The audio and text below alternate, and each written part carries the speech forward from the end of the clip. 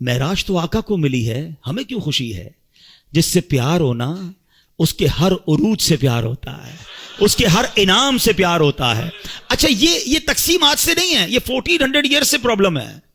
کچھ لوگ اس دن بھی پریشان ہوئے تھے جب معراج ہوئی نا، تو اس دن بھی کچھ لوگ اعتراض کر رہے تھے، یہ کیسے ہو سکتا ہے؟ رات کے تھوڑے حصے میں آپ جناب بیت المقدس بھی ہو کر آ گئے، آسمانوں کی سیر کر کے آ گئے۔ آرگیومنٹ ہوا تھا، مکے میں ہنگامہ ہو گیا تھا، کفار مکہ مذاق اڑا رہے تھے۔ ارے وہ گئے تو تھے حضرت ابوبکر صدیق کے گھر پہ اور جہاں کر کہا تھا، اے ابوبکر جس نبی سے محبت کرتے ہو پتہ ہے وہ کیا کہتے ہیں؟ ابوبکر صدیق رضی اللہ عنہ کہنے لگے، بتاؤ میرے آقا کیا کہتے ہیں؟ کہا وہ کہتے ہیں کہ رات کے تھوڑے حصے میں بیت المقدس ہو کر آ گئے۔ آپ پتہ ہے یہ کتنا مشکل تھا سمجھنا ان کے لیے۔ عقل یہ کہتی ہے کیونکہ بیت المقدس کی جو جرنی تھی فرام مکہ ٹو فلسطین، اٹس اباؤٹ 1 month جرنی، 1 مہینے کا گھوڑوں پر اونٹوں پر سفر تھا، مہینہ جانا مہینہ واپسی، اور رات بھی نبی پاک یہاں ہیں، فجر میں بھی یہاں ہیں، اور دعویٰ یہ ہے کہ میں رات ہو کر آیا ہوں۔ بڑا شور مچا، سبحان اللہ۔ صدیق اکبر نے کہا اگر میرے آقا فرماتے ہیں تو سچ فرماتے ہیں، آقا فرماتے ہیں تو حق فرماتے ہیں۔ اچھا لوگوں نے بڑا آرگیو کیا،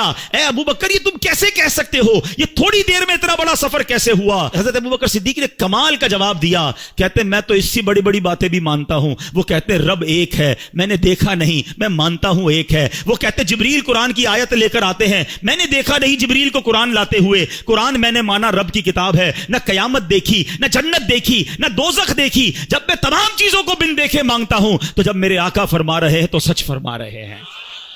اچھا اب تھوڑا سا لاجیکلی بھی سمجھا دو، ینگسٹر بیٹھے ہیں آج کل بڑی کنفیوژنز پھیلائی جاتی ہیں، یار یہ معراج جو ہوئی تھی نا یہ خواب میں ہوئی تھی، انکار تو کر نہیں سکتے، قرآن میں ذکر ہے، تو کہتے معراج ہوئی تھی مگر خواب میں ہوئی تھی۔ اب میں ذرا لاجیکلی آپ کو سمجھا دیتا ہوں۔ آپ کا بچہ صبح اٹھے آپ کے برابر میں سویا ہو اور کہ ابو رات میں لندن بھی گیا تھا، امریکہ بھی گیا، پھر آنکھ کھلی تو آپ کے برابر میں سویا تھا، تو آپ کیا کہیں گے؟ بیٹا سو جا، میں بھی رات بھر گھومتا ہی رہتا ہوں، کوئی مسئلہ نہیں ہے۔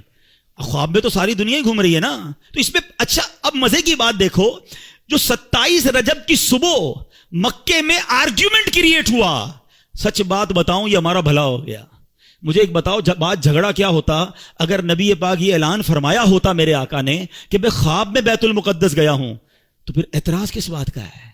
یہ اعتراض بتا رہا ہے، یہ آرگیومنٹ بتا رہا ہے کہ میرے آقا کا دعویٰ یہ تھا کہ میں جسمانی طور پر گیا ہوں، یہ سیر میں نے فزیکلی کی ہے، یہ آرگیومنٹ بتا رہا ہے، یہ کفار مکہ کا اعتراض بتا رہا ہے کہ نبی پاک نے 27 کی مارننگ ریویل یہی کیا تھا کہ میں جسمانی طور پر بیت المقدس گیا ہوں۔ ایمان والے اس وقت بھی مان گئے تھے، ایمان والے آج بھی مان رہے ہیں، ایمان والے اس وقت بھی خوش تھے، ایمان والے آج بھی خوش ہیں۔ اس وقت بھی ابو جہل کو پرابلم تھا، آج بھی کچھ لوگوں کو پرابلم ہے، وہ پرابلم مناتے رہیں، ہم خوشیاں مناتے رہیں گے، اور اللہ ہمیں نبی پاک کے بارے میں ہمیشہ پازیٹو اور خوشیاں منانے والا ہی رکھے۔